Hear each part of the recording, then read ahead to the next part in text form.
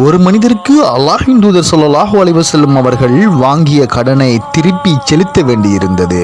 அவர் நபிகள் நாயகம் ஸல்லல்லாஹு அலைஹி வஸல்லம் அவர்களிடம் கடுமையாக பேசியதால் ஸல்லல்லாஹு அலைஹி வஸல்லம் அவர்களின் தோழர்கள் அந்த மனிதரை தண்டிக்க முனைந்தார்கள்.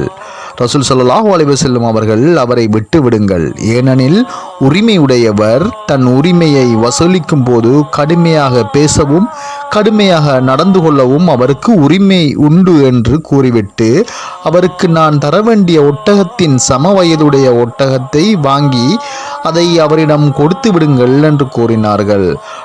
நபித்தோழர்கள் தாங்கள் தர வேண்டிய ஒட்டகத்தின் வயதை விட அதிக வயதுடைய ஒட்டகம் தான் எங்களுக்கு கிடைக்கிறது என்று கூற ரசூல் ஸல்லல்லாஹு அலைஹி வஸல்லம் அவர்கள் அதை வாங்கி அவருக்கு கொடுத்து விடுங்கள், ஏனெனில் உங்களில் எவர் அழகிய முறையில் கடனை திருப்பி செலுத்துகிறாரோ அவரே உங்களில் சிறந்தவர் ஆவார் என்று கூறினார்கள்.